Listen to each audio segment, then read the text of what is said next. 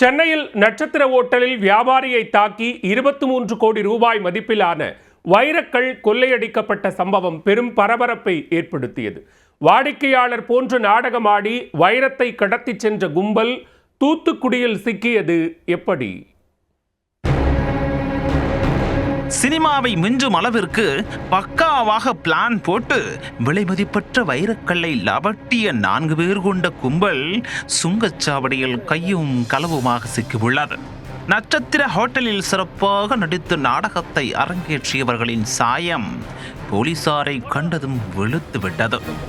Hitech கொள்ளையின் பரபரப்பு chasing பின்னணி என்ன?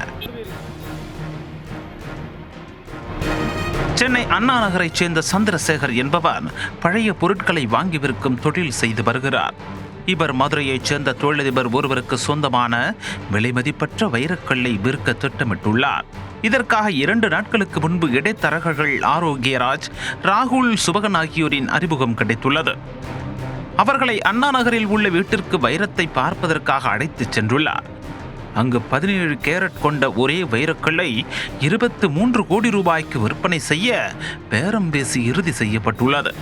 இதையடுத்து வடபழனியில் உள்ள நட்சத்திர விடுதியில் வைரத்தை வாங்குபவர்கள் காத்திருப்பதாக இடைத்தரகர்களும் கூறியிருக்கின்றனர். அதை கேட்டு வியாபாரி சந்திரசேகர் தனது வளர்ப்பு மகள் ஜானகி, நண்பர் சுப்பிரமணி மற்றும் ஓட்டுநர் ஆகிய 4 பேருடன் ஞாயிற்றுக்கிழமை அன்று ஹோட்டலுக்கு சென்றிருக்கிறார். அப்போது வைரத்தை எடுத்துக்கொண்டு சந்திரசேகர் மற்றும் அவரது நண்பர் சுப்பிரமணி மட்டும் அறை எண் 636க்கு சென்றுள்ளனர். வெளியே ஜானகியும் ஓட்டுநரும் காத்திருந்துள்ளனர். நீண்ட நேரமாகியும் தனது தந்தை வராத காரணத்தினால் சந்தேகமடைந்த ஜானகி அவரை தொலைபேசியில் தொடர்பு கொண்டுள்ளார். ஆனால் அவர் போனை எடுக்காததால் ஓட்டல் அறைக்கு சென்று பார்த்துள்ளார். அங்கு சந்திரசேகர் இருக்கை ஒன்றில் கட்டப்பட்டு இருப்பதை கண்டு மகள் ஜானகி அதிர்ச்சியில் உறைந்துதான் போனார். பின்னர் 4 பேர் கொண்ட கும்பல் அவரை தாக்கி கட்டி வைத்துவிட்டு வைரத்தை கொள்ளையடித்து சென்றது தெரிய வந்தது. உடனடியாக இது தொடர்பாக வடபழனி காவல் நிலையத்திற்கு புகாரும் அளிக்கப்பட்டது. புகாரின் அடிப்படையில் தியாகராய நகர் துணை ஆணையர் குத்தாலிங்கம் உள்ளிட்ட அதிகாரிகள் சம்பவ இடத்திற்கு வந்து விசாரணை நடத்தினார். தொடர்ந்து அங்குள்ள சிசிடிவி கேமரா காட்சிகள் மற்றும் செல்போன் அழைப்புகளை ஆய்வு செய்தும் போலீசார் விசாரணையை தீவிரப்படுத்தினர். கொள்ளையர்கள் சுங்கச்சாவடி வழியாக தப்பிச் செல்ல வாய்ப்புள்ளதாக கருதி அனைத்து சுங்கச்சாவடிகளுக்கும் அலர்ட் கொடுக்கப்பட்டது.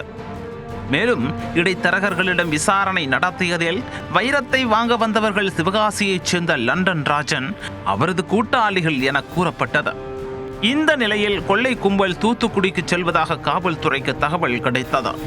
உடனே தூத்துக்குடி போலீசார் உஷார்படுத்தப்பட்டு புதூர் பாண்டியாபுரம் சுங்கச்சாவடி அருகே தீவிர வாகன சோதனை நடத்தப்பட்டது. அப்போது அவ்வழியாக வந்த வாகனத்தை நிறுத்தி சோதனை செய்தனர். அதில் வைரத்தை கொள்ளையடித்து சென்ற சென்னையைச் சேர்ந்த ஜான் லாயட் மற்றும் விஜய், ரத்தேஷ், அருண், பாண்டியராஜ் ஆகியோர் இருப்பது உறுதி செய்யப்பட்டது.